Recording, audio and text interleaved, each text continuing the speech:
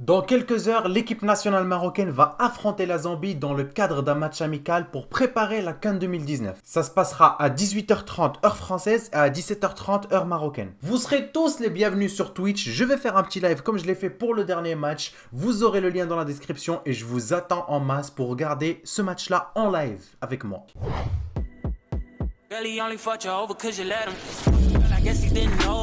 Vous l'aurez compris, la vidéo d'aujourd'hui, elle a plusieurs objectifs. Il faut d'abord en savoir plus sur notre adversaire, l'équipe de la Zambie. Qui sont-ils? Rappeler quelques faits quant aux résultats de ces matchs amicaux. Et surtout, le plus difficile, c'est essayer de rentrer dans la tête de Hervé Renard. Alors ça, je vous dis la vérité, je pense pas que je vais y arriver, mais on va essayer de s'approcher au maximum de ce qu'on pourrait peut-être voir lors de ce match. Qui ne connaît pas l'équipe de la Zambie mieux que notre sélectionneur Hervé Renard? Avant de vous parler un petit peu de ce qui s'est passé entre lui et cette équipe, on va revenir loin dans le passé. Et oui, parce que tout le monde n'est pas au courant de ce qui s'est passé en 93, moi-même je n'étais pas encore né. Pour ceux qui veulent savoir, ma date d'anniversaire, c'est le 13 mars 1998.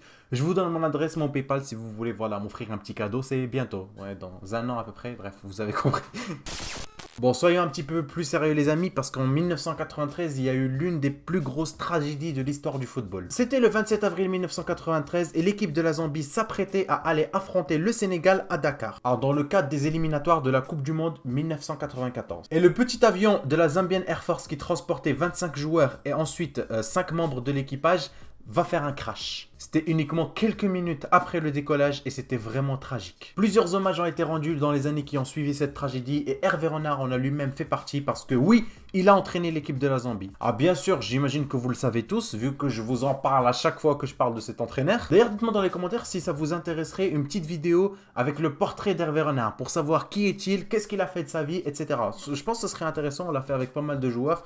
Maintenant, je pense que Hervé Renard serait une bonne chose. Du coup, on revient novembre 2011. Hervé Renard rejoint l'équipe de la Zambie. Du coup, il reprend une sélection qui vient de se qualifier pour la Coupe d'Afrique 2012. Et à la surprise générale et après un exploit collectif de cette équipe, ils réussissent à gagner cette CAN. C'était face à la Côte d'Ivoire, la finale de cette année. Et la Zambie va réussir à la remporter avec des tirs au but. Le score s'était fini sur un 0-0. Et pour les tirs au but, ça s'est fini 8-7 pour l'équipe de la Zambie. Et du coup, monsieur Hervé Renard permet à cette sélection, permet à ce pays qu'est la Zambie de remporter sa première CAN de l'histoire. Du coup, c'est une équipe qu'il a bien connue. Il est resté pratiquement 3 ans là-bas et il la quitte le 7 octobre 2013 pour aller à Sochaux en Ligue 1. Bon, et si on discutait maintenant d'avant l'arrivée d'Hervé Renard, de notre historique de rencontre contre cette équipe de la Zambie. Parce que oui, on a déjà joué contre eux dans le passé. Alors ça n'a jamais été dans un cadre officiel, ça n'était que des matchs amicaux, mais ça ne nous empêche pas d'avoir une petite idée sur les confrontations. Après voilà, figurez-vous quand même qu'avant 2012, cette équipe de la Zambie peinait à avoir un bon collectif, ils avaient un petit peu de mal à trouver une bonne équipe solide. Et les chiffres que je vais vous donner vont en témoigner. Parce que du coup, en 2008, on les a affrontés 2 fois.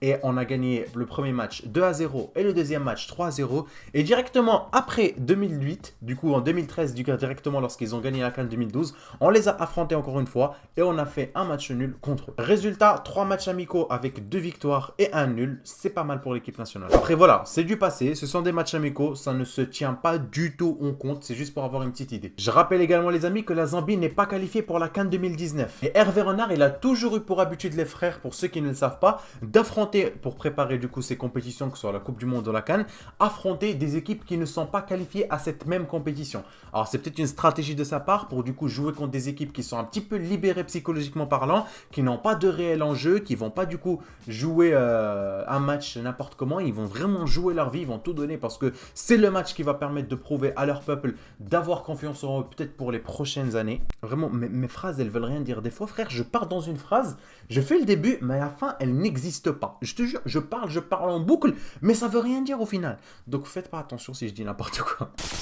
Et le problème, c'est qu'ils ne sont pas juste pas qualifiés. Il y a bien plus que ça. Ils ont fini dernier de leur groupe. Je vous laisse regarder ça par vous-même, les amis. Ils ont été derniers. Ils étaient dans le même groupe que la Namibie. La Namibie qu'on va affronter pour commencer notre tournoi africain. Au niveau du classement de la FIFA, l'équipe de la Zambie est classée 81e, alors que l'équipe du Maroc, pour information, est classée 47e. À présent, parlons de ce match-là. On va affronter la Zambie cet après-midi. Que devons-nous faire? C'est un match amical. Donc, ce n'est pas un match officiel. Donc, il ne faut pas prendre des risques inutiles, akhoya. Et comme je vous le répétais encore et encore, dans les matchs amicaux, seul notre sélectionneur national connaît le vrai but du match. Va-t-il essayer de le remporter pour nous donner un petit peu de confiance avec le moindre effort? Va-t-il faire jouer l'équipe 1? Va-t-il tester des nouveaux joueurs? Quelle tactique va-t-il utiliser? Il y a plein de questions qui se posent et les réponses on les connaîtra peut-être pas. Après voilà, ça ne nous empêche pas de faire quelques hypothèses niveau tactique, mais ça ne risque pas forcément d'arriver. Personnellement, j'imagine que tactiquement parlant, on va pas vraiment s'éloigner du match contre la Gambie. Hervé Renard n'aime pas jouer bas et défensivement avec l'équipe nationale marocaine, surtout quand on n'affronte pas des équipes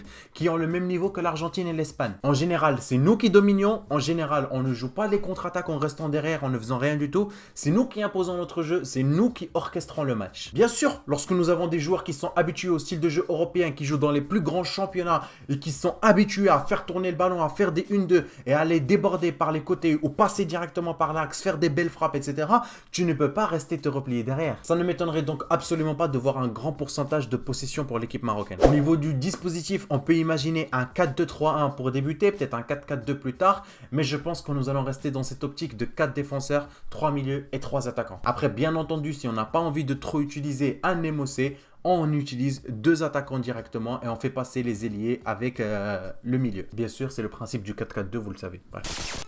Pendant la dernière session d'entraînement pour la Coupe du Monde, les amis, donc avant d'affronter l'Iran, le Portugal et l'Espagne, on avait fait 3 matchs amicaux. Pendant le premier match, on a eu, on va dire, un effectif lambda. Je ne vais pas vous donner tous les joueurs parce que ça va être trop long. Et lors du second match de préparation, on a eu l'effectif lambda avec 2 joueurs qui ont changé. C'est tout. Donc on peut s'attendre dans ce match de préparation numéro 2 pour la CAN d'avoir un effectif qui ne va pas trop changer avec le premier match. Donc si vous voulez la référence, c'était contre la Slovaquie, le deuxième match de préparation pour la Coupe du Monde et on avait gagné 2-1. Un magnifique tir de Belhanda poitrine et tac, tu connais.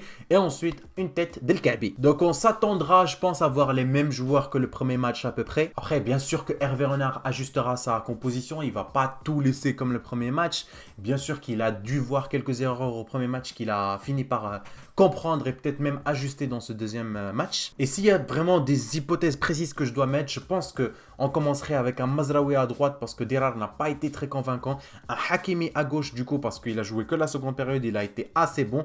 Donc peut-être le tester dès le début cette fois-ci et Amrabat directement en attaquant droit. Après voilà, c'est des suppositions, ce sont des joueurs titulaires, ce sont des joueurs dont on aura absolument besoin pour commencer la CAN. Il serait parfaitement possible que Hervé Renard ne les fasse pas jouer pour pas les fatiguer, pour pas prendre des risques de blessure. Mais ça ne revient qu'à lui. Et le public marocain, il a envie d'être un petit peu rassuré. Tu vois, Habibi, moi j'ai envie d'être un peu rassuré. On va pas refuser une belle victoire. On a envie de voir du beau football, on a envie de vibrer avec vous et vous en êtes capables les frères. Les Marocains avant tout. Et le pire, les amis, serait de perdre sur notre sol un deuxième match de préparation. Ça, vraiment, ce serait le pire. Donc, il faut absolument éviter la défaite contre la Zambie. Il ne faut pas se prendre de but, en fait. Le match se jouera à Marrakech comme, du coup, le premier. Et j'ai regardé un petit peu la température de prévu parce qu'il est 8h27 là quand je tourne la vidéo le dimanche. Et ça sera à peu près dans les 30 degrés. Donc, vraiment, c'est le climat idéal. Ça se déroulera à peu près dans les mêmes conditions, on va dire, en Égypte lorsqu'on ira affronter la Namibie, la Côte d'Ivoire et l'Afrique du Sud. Donc c'est vraiment un très très bon entraînement, surtout la période de la journée également, 17h30, c'est vraiment 17h. Bon, comme ça, on va dire comme ça, ce sera plus simple. C'est vraiment l'horaire où il y a le plus de soleil, où le soleil vraiment il tape, et vers la fin de la journée, vraiment il fait chaud. Donc vraiment, c'est une bonne idée de le faire à cette heure-là, et le choix de l'heure, il n'est pas fait n'importe comment. Donc comme je vous l'ai dit au début de la vidéo, je serai sur Twitch pendant toute la durée du match. D'ailleurs, vous savez quoi? Je vais vous mettre un petit défi. Toutes les personnes qui ont regardé la vidéo et qui sont arrivées à ce moment-là, j'ai envie de savoir qui sont les vrais. Vous allez mettre dans les commentaires, je sais pas, je dois trouver un truc. Vas-y, vous savez quoi? J'ai quoi là? J'ai une GoPro. Vous mettez GoPro dans le chat. Voilà. Écrivez tous GoPro. Comme ça, ceux qui n'ont pas regardé jusqu'au bout, ils vont voir tout le monde mettre des commentaires GoPro, GoPro, GoPro. Ils vont rien comprendre. Allez, ça sera notre petit message secret. Bon, juste n'oubliez pas, dans la description, vous avez le Twitch. J'espère vraiment qu'on va taper un petit record de visionnage. Ce serait vraiment cool avec ce petit principe des matchs. Bien sûr que je vais préparer du lourd pour vous comme d'habitude. Bon, à part ça, ça sera notre dernier match de préparation. Vous le savez, donc on n'aura pas une troisième occasion pour tester notre équipe. En général, les autres équipes, elles en font plus. Hervé Renard, il a toujours pris ce choix d'en faire 2 pour les Coupes d'Afrique. Je sais pas si c'est de la superstition, mais apparemment, ça a toujours bien marché pour lui. Après, voilà, c'est certainement pour garder les joueurs en forme et pour prendre le moins de risques de blessures, et il a bien raison. On va finir par une petite actualité, les amis. Je pense qu'à chaque fois qu'on va faire une petite vidéo avant match, vraiment pour que ce soit un petit peu complet, on va finir par une petite actualité d'un des joueurs ou même l'équipe nationale. On va pas parler de Hamdallah parce que voilà, c'est vraiment une histoire qui fait énormément de débats et vraiment, il me faudrait une vidéo entière vraiment pour vraiment tout trouver parce que même moi, je connais pas la réelle histoire. On va parler de Hakim Ziyech, les frères. Comme vous le savez, Hakim Ziyech est convoité par énormément de clubs européens et il va certainement bouger cette saison pour aller dans un nouveau club. Et selon le Télégraphe, l'AS Rome serait encore une fois intéressé par le joueur. Est-ce que le joueur va enfin décider d'y aller ou pas? On verra ça. Il bénéficie enfin d'un bon de sortie de l'Ajax Amsterdam après vraiment 3 bonnes saisons, mais surtout cette dernière-là, ça a vraiment été le maestro de cette équipe. Au niveau de son montant, les amis, ça avoisine les 35 millions d'euros. C'est juste énorme, un montant qui va certainement changer en augmentant bien sûr s'il fait une bonne CAN. Attendez-vous forcément à ce que le rapport officiel concernant son transfert ne sorte qu'après la CAN. Je pense pas qu'il va prendre le choix de le faire avant. Maintenant, il est concentré avec sa Coupe d'Afrique et il a bien raison, on a vraiment besoin de lui. Il va vraiment pas cracher sur quelques millions d'euros de plus dans sa valeur. Bon les amis, je pense qu'on arrive à la fin de cette vidéo. Je pense qu'on a fait un petit peu le tour. Donc merci d'avoir suivi la vidéo jusqu'au bout. N'oubliez pas, GoPro sur le chat et à tout à l'heure sur Twitch. Merci d'avoir suivi la vidéo jusqu'au bout. C'était Wadel. Peace! Et n'oubliez pas de liker. D'ailleurs, dernièrement, vous mettez pas beaucoup de likes. Voilà, likez si vous voulez. Sinon, j'arrête les vidéos et je pars au Zimbabwe faire du ménage. Yallah, allez, bisous. Je vous aime.